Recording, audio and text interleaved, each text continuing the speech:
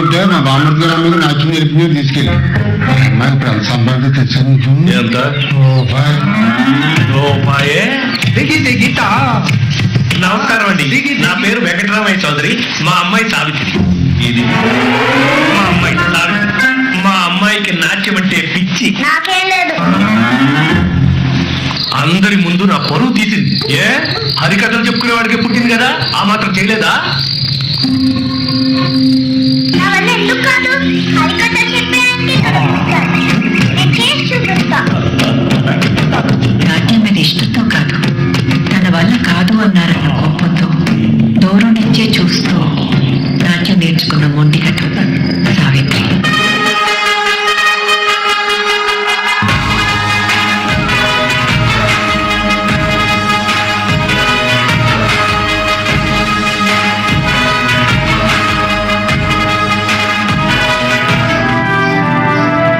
చూడండి, ఆ ఎర్రవని అమ్మాయి ఇంత దూరం నుంచి కూడా చక్కగా అభినయాలు కనపడుతున్నాయి.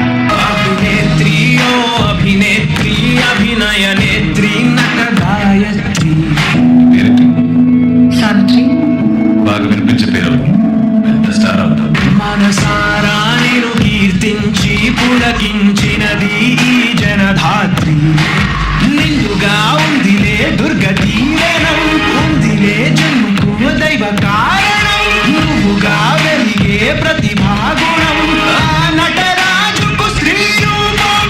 కరకే అంకితం నీ కణకణం, వెండి తెరకెన్నడో ఉంది రుణం. పేరుతో పాటుగా అమ్మనే పదం, నీకే దొరికిన సౌభాగ్యం. అమ్మాయి, ప్రేమ విషాదం రెండు పోటీ పడుతున్నట్టు నటించాలి. కుడి కంటిలో ప్రేమ, ఎడం కంటికి వచ్చేసరికి కన్నీరు. సరేనా? సరే అండి. ఎదురండి ఎక్కడప్పా? అది బాటిల్ పగిలిపోయింది. గుర్తుందా? బాటిల్ పగిలిపోవటం నీ వల్ల ఈ రోజు పడకపోతుంది సంగీతం. ఎందుకండి? ఇప్పుడే చేద్దాం. ఎలా అమ్మాయి, కన్నీళ్ళు రావాలి కదా. వస్తాయండి. ఎలా వస్తాయి? రెండు కళ్ళ నుంచి కాదు సావిత్రి, ఒక కంటి నుంచి మాత్రమే కన్నీళ్లు రావాలి, గ్లిజరిన్ లేకుండా. చాలా టేక్స్ అవుతాయి, రేపు చేసుకుందాం. ఒకే టేక్ లో చేసేద్దాం. ఎన్ని కన్నీటి పొట్లు? ఎన్నంటే అన్ని వస్తాయా? సరే, రెండు. రెడీనా? సౌండ్. Camera action.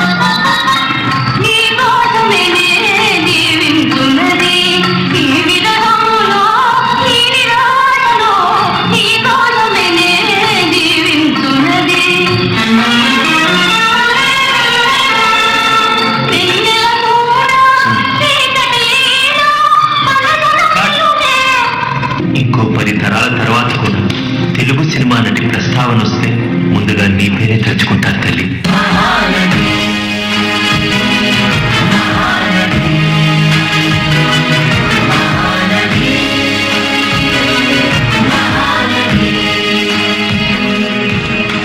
నవ్వింది చాలే అమ్మాయి, ఇప్పుడు నువ్వు మాయా చేసేక రంగారావులు ఎలా చేస్తావో చూద్దాంగా.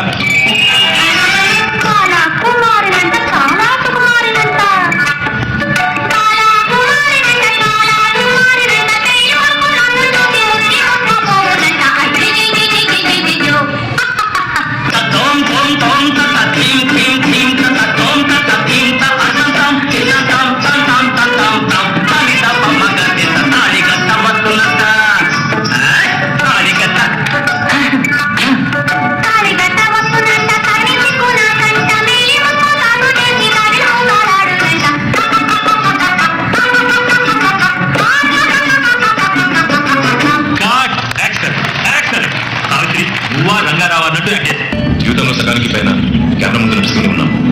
ఇలా కొంచెమైనా జీవించాలి. నేనంటే నీకు ఇష్టమా? నేను లేకుండా నువ్వు ఉండగలవా? నేను వివాహం చేసుకుంటాను.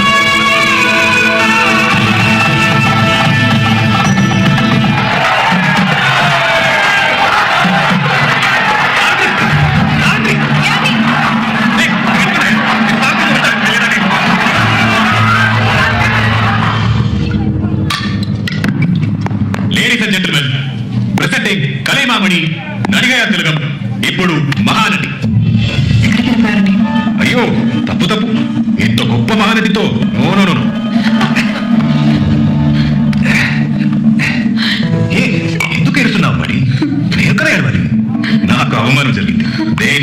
చేసుకోవాలన్నా ఇదే